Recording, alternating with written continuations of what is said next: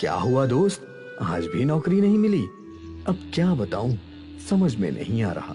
इतनी पढ़ाई का क्या फायदा जब एक नौकरी भी नहीं मिल रही।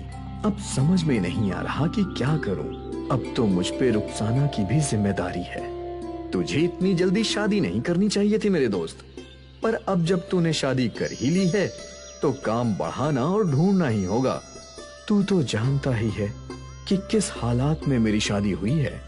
अगर शादी नहीं करता तो रुखसाना के अब्बा उसका निकाह कहीं और कर देते, लेकिन अब निकाह के बाद इतनी सारी जिम्मेदारियां आ गई हैं, समझ में नहीं आ रहा कि अब क्या करूं। अरे इरफान, तू शॉर्मा बनाना जानता है ना? हाँ हाँ, तो शॉर्मा की दुकान क्यों नहीं खोलता? दुकान खोलने के लिए भी तो पैसे लगेंगे ही ना, वो कहां से लाऊंगा? मैं हूं ना, मैं तुझे कर्ज दूंगा, तेरा धंधा चल पड़ेगा तो लौटा देना। हाँ वो भी है। इरफान खुश अपने घर गया और रुखसाना को ये सारी बातें बता दी। अल्लाह का शुक्र है, आपको कोई रास्ता तो मिला। अब जल्द ही मेरे शॉर्मा की दुकान लगेगी, उम्मीद है अच्छी कमाई होगी और हमारे हालात भी बेहतर हो जाएंगे। होंगे ही, मैं दुआ करूंगी। मकबूल से पैसा कर्ज लेकर इरफान ने शॉर्मा की मशीन खरीद ली। वो मकबूल से ही चिकन लेने गया और उसकी शॉर्मा की दुकान शुरू हो गई। अरे भाई, एक शॉर्मा देना। हाँ हाँ, अभी लो। धीरे धीरे इरफान के शॉर्मा की दुकान पे कस्टमर्स की भीड़ लगने लगी थी।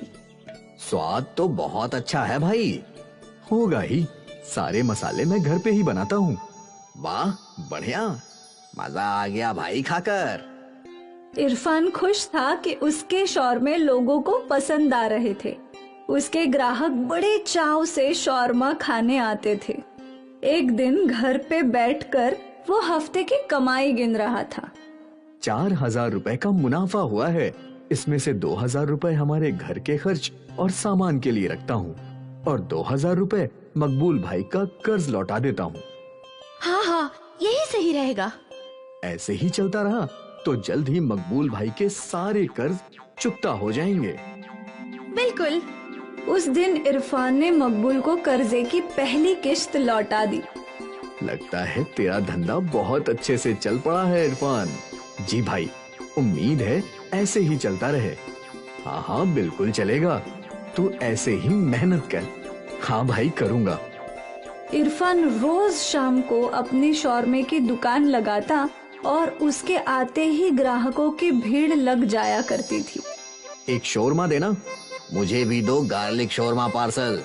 मुझे भी एक शोरमा। जी अभी देता हूँ।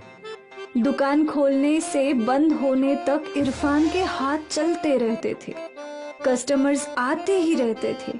हर दिन रात को 10 बजे इरफान दुकान बंद करता था और अपनी कमाई देखकर वो बहुत खुश था। जुबैर रोज इरफान की दुकान पर भीड़ देखा करता था। शोरमे के बिजनेस में बहुत मुनाफा है, मुझे भी शोरमे का बिजनेस डालना चाहिए। इरफान तो 80 रुपए में शोरमा बेचता है, मुझे इससे कम दाम में बेचना होगा, तभी लोग मेरा शोरमा खरीदेंगे। जुबैर गणित करने लगा कि वो कैसे शौरमा का दाम घटा सकता है। मुझे सस्ता चिकन ढूंढना होगा। और सस्ते चिकन की खोज में जुबैर कई चिकन की दुकानों पे गया। सभी जगह उसे वही दाम मिल रहा था। आखिर वो अकरम की शॉप में गया। अकरम बेईमान किस्म का आदमी था। अरे भाई, मुझे चिकन रोज 10 किलो चाहिए, पर दाम नहीं परवड़ रहा। फिर तो एक ही रास्ता है। वो क्या? तू मरी हुई मुर्गियां खरीद ले। मरी हुई मुर्गियां तुझे 50 रुपए किलो से मिलेंगी। पर मरी हुई मुर्गियों से कोई नुकसान तो नहीं? अरे नहीं नहीं, तुलो में मरी हुई मुर्गियां ही तो जाती हैं। किसी का बाप नहीं समझ सकता कि जो मुर्गियां वो खा रहा है वो जिंदी काटी गई हैं या मरी हुई।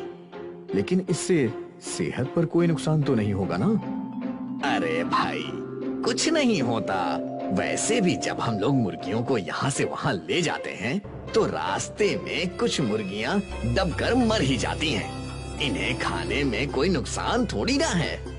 ठीक है, तो हम सौदा पक्का करते हैं। तुम रोज मुझे 50 रुपए के हिसाब से 10 किलो चिकन देना। पक्का।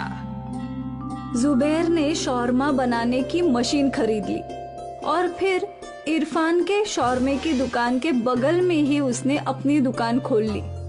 जुबैर ने बड़े से फलक पर दाम लिखवा दिया। जुबैर 50 रुपए में शौरमा बेच रहा था। अब जब लोग वहां पहुंचे तो काफी लोग जुबैर का सस्ता दाम देखकर उसकी दुकान की ओर मुड़ गए, पर अब भी कुछ ऐसे ग्राहक थे जो इरफान की दुकान में ही शौरमा खाने आते थे। भाई, तुम्हारे शौरमे जैसा स्वाद नहीं है वहाँ, कुछ तो गड़बड़ है। उसे 50 रुपए में शौरमा परवड़ रहा है, इसलिए वो बेच रहा है। वो भी है, लेकिन जो लोग हमेशा खाते हैं वो तुम्हारे ही पास लौटेंगे भाई, तुम फिक्र मत करो। हाँ, मुझे अल्लाह पर पूरा भरोसा है। उस दिन इरफान मकबूल भाई से मिला। क्या हुआ इरफान, आज तेरा चेहरा इतना उतरा हुआ क्यों है? अब क्या बताऊं भाई, जुबैर ने शौरमे की दुकान खोली है और वो शौरमा 50 रुपए का बेच रहा है। इतना सस्ता कैसे? वही तो मुझे भी नहीं समझ आ रहा है भाई।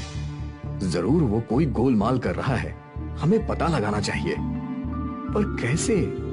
चलो मेरे साथ।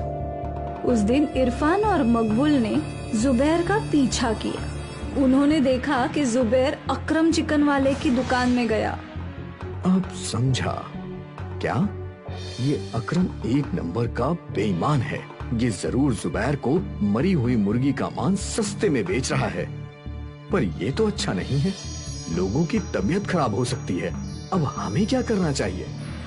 दोनों सोचने लगे कि वो जुबैर और अकरम को कैसे रोक सकते हैं। तभी मकबूल को याद आया कि उनके इलाके में एक फूड इंस्पेक्शन का ऑफिस है जहां फूड की कंप्लेंट की जा सकती है। हमें फूड इंस्पेक्टर ऑफिस में जाकर कंप्लेन करनी चाहिए। ठीक है। इरफान और मकबूल फूड ऑफिस गए और वहां उन्होंने बड़े ऑफिसर को जुबैर की बेईमानी की कंप्लेंट की। हमें उस शौरमे की जांच करनी होगी। फूड ऑफिसर जुबैर की शौरमा की दुकान पर पहुंचे और वहां रखे चिकन और रोटियों की जांच करने लगे। सर कुछ सेटलमेंट करते हैं। तू लोगों की जान के साथ खेल रहा है और हमें रिश्वत देने की बात कर रहा है। ऑफिसर ने सैंपल्स लिए और टेस्ट किए। सर, ये चिकन खाने के लायक नहीं है। इसे खाने से सेहत बहुत जल्द खराब हो जाएगी। इसे पुलिस के हवाले कर दो। पुलिस ने जुबैर को गिरफ्तार कर लिया और फिर अकरम को भी गिरफ्तार कर लिया। सभी को जुबैर की बेईमानी का पता चल गया और एक बार फिर ईमानदार इरफान की दुकान पर कस्टमर्स लौट आए। इरफान की मुश्किल हल हो गई थी और लालची शौरमा वाले जुबैर को उसके किए की सजा मिल गई। हमेशा याद रखिए, हर वो चीज जो सस्ती होती है वो अच्छी नहीं होती है।